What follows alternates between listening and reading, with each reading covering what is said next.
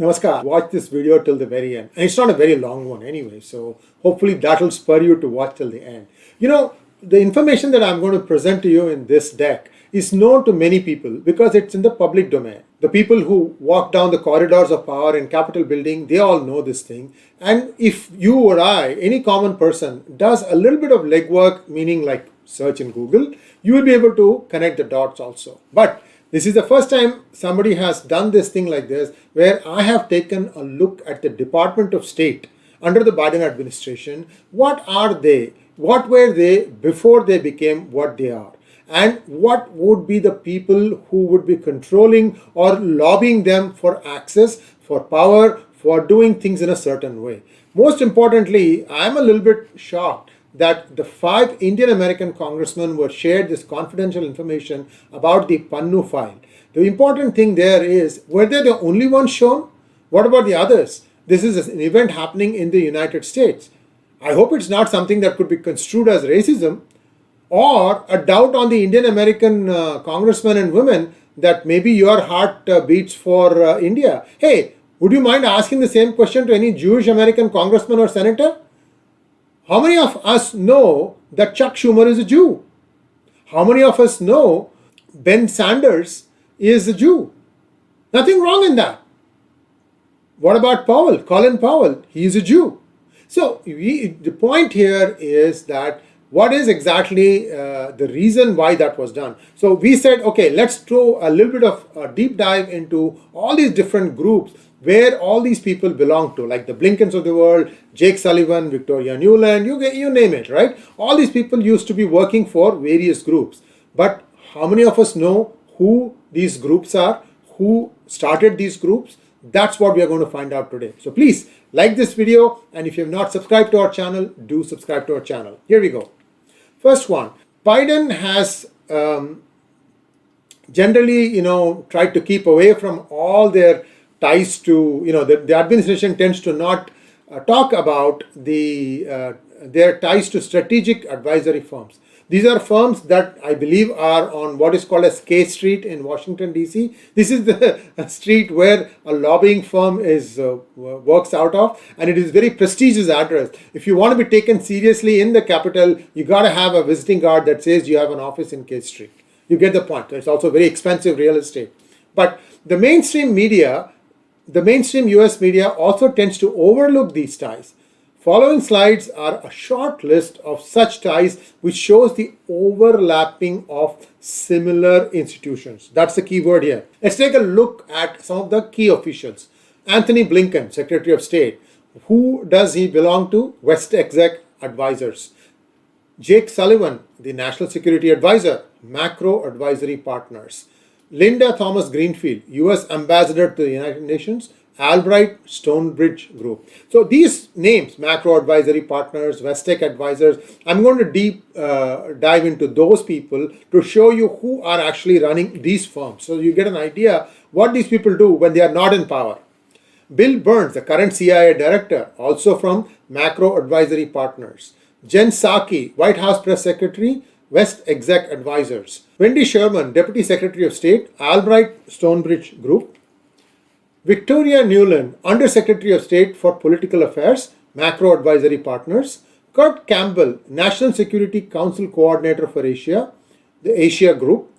Nick Burns, U.S. Ambassador to China, the Cohen Group. Now, if you try and remember all the different companies or firms that these people belong to, Macro Advisory Group is something that stands out.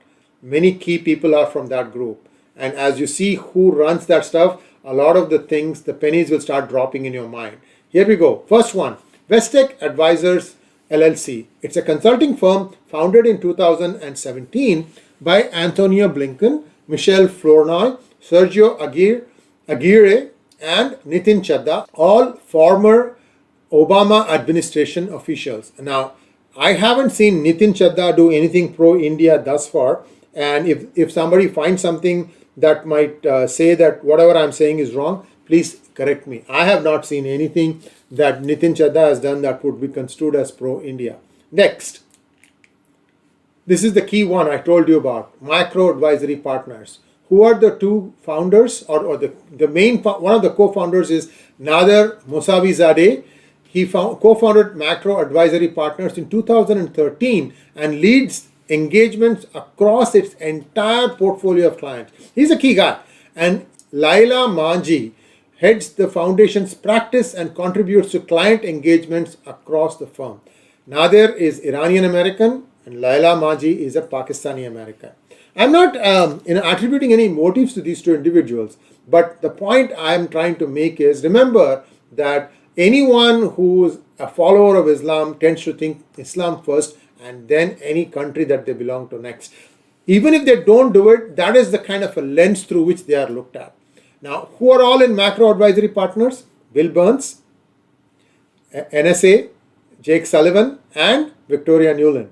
You see now how this one group has so much influence in the Biden administration. One wonders why. Also, another interesting thing that I found out, this is going to blow your mind, and you'll have to watch this this show till the end to understand what I'm talking about. You know, there has been calls of Victoria Nuland calling for a regime change in Bangladesh. There is a very interesting development there. Victoria Nuland is accused, rightly or wrongly, for her alleged role in the Maidan revolution that took place in Ukraine in 2014. Now, people have also been saying that, you know, whenever Victoria Nuland takes a trip to a particular country, that country is in danger. She recently undertook a 3-country tour, India, Bangladesh, I don't remember the third one. But right after that, news started coming out that, you know, she wants Awami League, Sheikh Hasina gone, and she is rooting for BNP.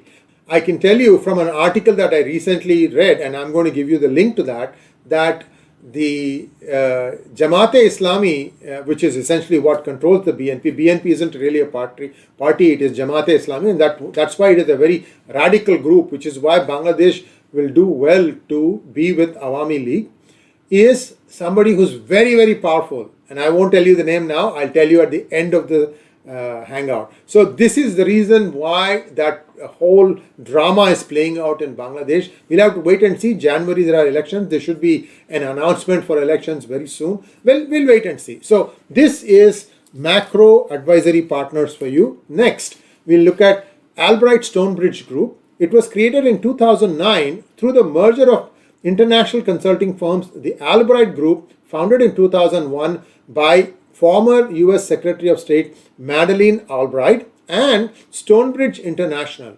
It is a founding member of Dentons Global Advisors, Washington, D.C. This is a new one. The Asia Group was founded in 2013 by Kurt Campbell, the former Assistant Secretary of State for East Asian and Pacific Affairs, and 𝗍𝗏 Patel, former Deputy Assistant Secretary of State for Strategy and Multilateral Affairs. Again, I have not seen 𝗍𝗏 Patel weigh in on anything after he finished his term. So they all, probably these are all people who operate in the back shadows, don't want to let their names come out. William Cohen is the founder and CEO of the Cohen Group. The Cohen Group was founded in 2001 and is headquartered in Washington, D.C. Okay, so now let's take a quick look at who's who, what each one is looked at. By and large, they are all globalists, which means that they believe in the current order of things where they want a few companies to run countries even. That's what you're seeing today. So most of these people are globalists, even though they may be having some liberal leanings also. For example, Tony Blinken is a liberal Jewish of East European origin. He is pro-Israel, anti-Russia, and he is a thoroughly globalist person. See, this is, in my opinion, the main driver for the Biden administration from pivoting away from China as US's main adversary to Russia. Your Secretary of State is so strong, he's so strongly anti-Russian that, you know, it wouldn't be difficult for them to say, okay, this is how we are going to take a stance. After all, many global oil companies wanted to buy up Russian oil companies on the cheap. And it's one person who's been standing between them and these companies, and that is Putin. So you get rid of Putin, ExxonMobil will suddenly start buying or owning Rosneft for cents on the dollar and so on and so forth. And Russia will go back to what it was. Putin, even though he may be a dictator, has actually improved the quality of life of Russians.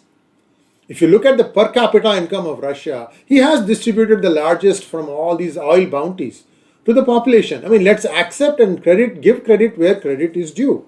Now, the next one that I want to talk about is Jake Sullivan, another globalist, neoconservative. He is infamous for the WikiLeaks emails to Hillary Clinton, in which he admits that US and Al-Qaeda are working on the same side against Assad's Syria. This is the person. You remember, this is the WikiLeaks email. You now know why Obama was so bent upon getting Julian Assange and getting him arrested. He couldn't succeed, Trump couldn't, and I think now they've got Joe Biden to bring him in. Linda Thomas Greenfield, she is a paper pusher, thoroughly globalist. Bill Burns, this is the director of CIA. He is probably the most pragmatic person in the administration when it comes to foreign policy. He is part of the larger deep state cabal. His earlier work is reflective of his pragmatism. But remember who he is part of. He is part of the macro. I have to always bring it back to this. He is part of the macro advisory partners. And who are the people who are the faces of these? You got them in front of you. Jen Psaki, she is not a policy expert, but more of a loyal paper pusher who gets rewarded with front-end roles. Where is Jen Psaki? Here we go. That is the person in the middle is Jen Psaki. This is the person, for some reason, we all love to hate. I'm not. I'm just, this is the perception, okay? Victoria is probably a very nice person. I have not met her, but she already, blamed for being the one who brought about that regime change in Ukraine in 2014. Why is that so important? That is so important because Ukraine, for once, elected somebody of Russian ancestry as its prime minister, and somehow that was not liked by the administration, that was the Obama administration in 2014.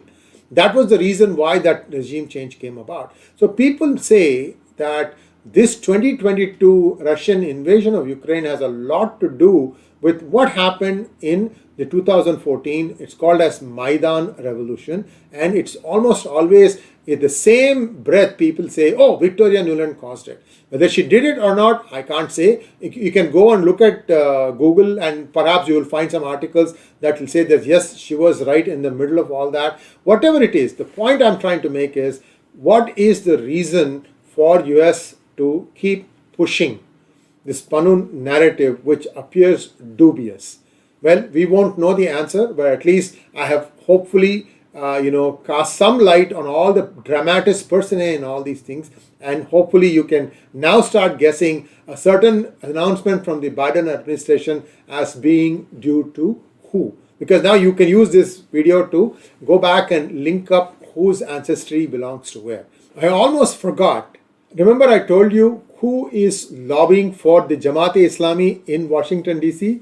Want to take a guess? It is Hunter Biden, according to this article, the link to which is in the description section. So, who's going to win, you think? Hunter Biden or somebody else in the administration when they have set their mind on directing the policy of a certain country? Well, we don't know how Hunter Biden is going to survive through all the other mess that he has got himself into, but this is the reason why somebody is calling for a regime change in Bangladesh. I hope that is sufficient enough reason for you to have waited till the very end to watch this video. Thanks for watching. Please like, share and subscribe to our channel. Don't forget to click on the bell button for notifications. Namaskar.